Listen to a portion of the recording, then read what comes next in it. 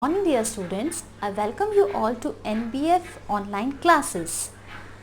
You must have had lots of fun and enjoyment during your summer vacation, but it can't go on. Now you have to study again. So let's start with your new chapter number 13, time and motion. You know very much about time and motion as you have studied it in earlier classes also. So let's start with your first topic, measurement of time. Basically, what is the measurement? We measure any physical quantity in terms of some standard unit, that is SI unit. It is acceptable in all the countries. Okay, for the time our SI unit is second. You know it very well. If I ask you what is time, you will see in your watch and tell me the correct time. You can see in clock and tell me the correct time. That means you have watches, clocks to see what the time is. But what did our ancestor do? How do they measure the time? They also know the importance of measurement of time. So they use some natural events to measure the times. In ancient time there was no clocks, no watches, so they use some natural events to measure the time. What is the specialty of these natural events? They repeat regularly after definite intervals of time. That means they will repeat regularly in their consecutive repetition. There must be the definite time interval. The time interval must not be changed. Okay, so on the basis of these natural events, they also make day, month, year time span. Okay, what is a day? Day can be said solar day also. Why?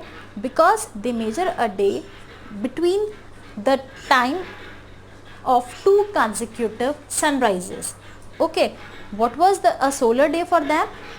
Time taken between one sunrise to the next sunrise. That means in between the two consecutive sunrise there is a day. Okay, for a month they describe that time taken between one new moon to the next new moon.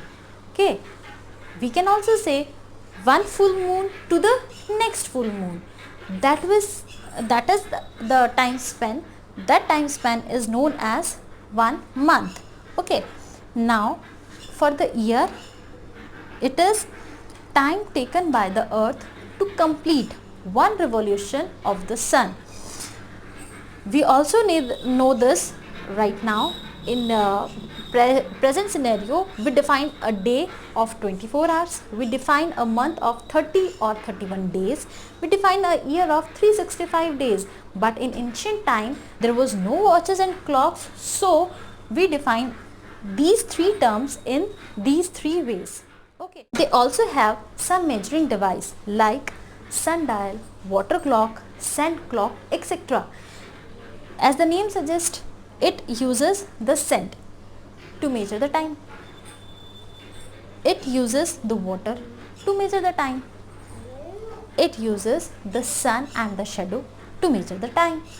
Okay, so these were the ancient time measuring device. Okay, nowadays we are using watches and clocks. So students, for measuring time in present scenario we use clock and watches. Which principle they use? They use principle of periodic motion. Now what is periodic motion? As the name suggests, the period is fixed for this type of motion. That means a motion which repeats itself at regular interval of time is called periodic motion. That means when it repeats itself, the time interval should be fixed. It cannot vary. If it vary, it will not be a periodic motion. Periodic motion has a fixed time interval between the consecutive repetitions. Okay. Now The simplest example, the easiest example is simple pendulum. I will explain you what is simple pendulum and how does it work. In simple pendulum, it consists of a small metal ball which is called bob. So the metal ball is suspended by a long thread from a rigid support, and this bob is free to swing back and forth. Okay, this metal ball is called bob. This is the long thread, this is the rigid support, and this is the point of suspension. This point is the point of suspension. This is fixed, this thread is fixed at this end, and this bob is free to move back and forth. Is it clear?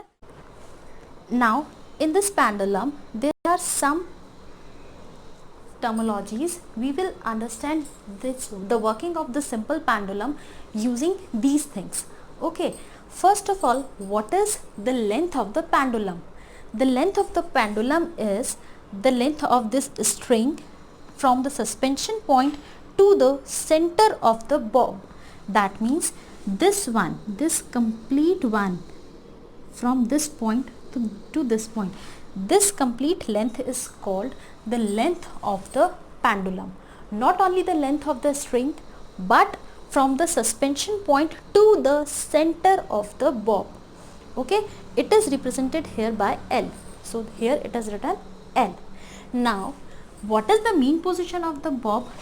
When the bob is at rest position, it is hang here and it is at the rest position. That means the A point, it is the mean position of the bob. Okay, here it is A point.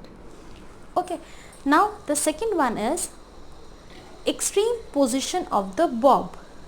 Extreme position of the bob is the maximum displacement of the bob from the mean position.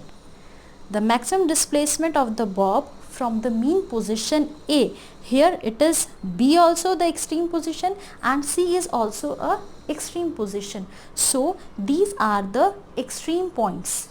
It can be either side, either in left, either in right.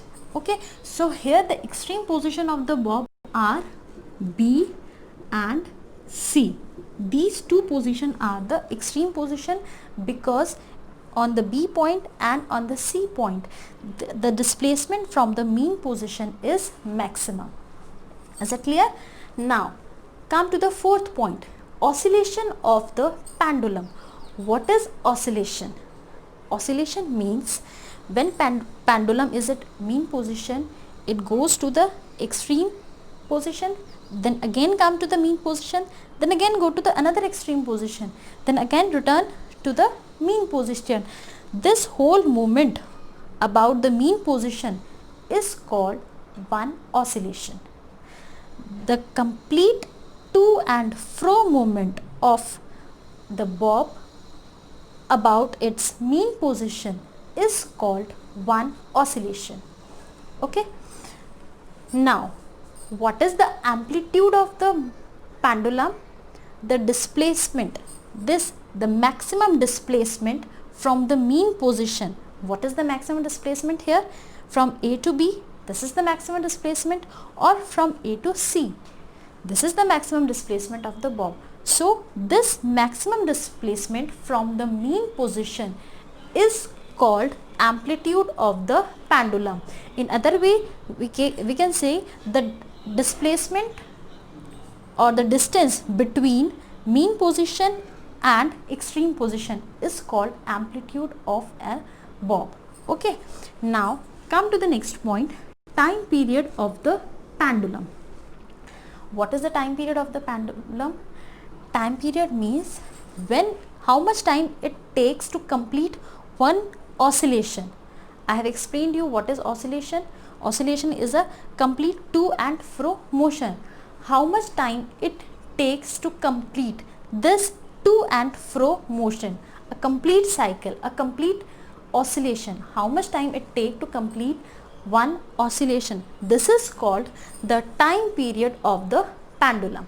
Okay, now when we talk about time period, obviously we will talk about the frequency also. Why? These two are directly related. Frequency, what is frequency? Frequency is always 1 upon time period. The formula of frequency is always 1 upon time period. 1 upon time period. Okay, in the definition form, what we will say, that how much oscillation bob made per second is called the frequency of the pendulum. The number of oscillations made by bob per second is frequency of the pendulum. Is it clear? That means frequency is per second oscillation. So I hope you have understood all the working of this simple pendulum and these terminologies of simple pendulum. These are very important. You must go through it once, twice, thrice, so that you can understand it in better way. Okay. So students, let's do one numerical problem. Okay, read it. A simple pendulum takes 32 seconds to complete 20 oscillations. What is the time period of this pendulum? Okay, we know the time period. What is the time period? Okay, here it is given 32 seconds to complete 20 oscillations. So what will be right? Time taken to complete 20 oscillation. What is it given? It is given as 32 seconds. Okay, so the time taken to complete one oscillation will be, what will it be? Obviously it will be 32 by 20 second. Is it clear? So when we solve it, it will be 1.6 second.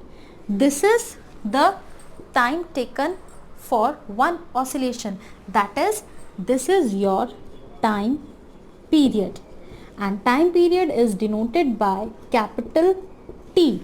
The unit of time period is second. This is SI unit. Now we add one more thing. What will be its frequency? You know very well the formula of frequency. What is frequency? Frequency is denoted as 1 upon time period. Frequency F is denoted as 1 upon time period. What is time period here? 1 by 6. So we will write 1 upon 1 by 6. That means it will be 10 by 16, or it will be 0.625. Now the unit of the frequency is hertz. Remember it, the unit of the frequency is hertz. If the unit of the time period is in second, we are using here second, so 1 upon second can be written as hertz. Okay, that's all for the today's class.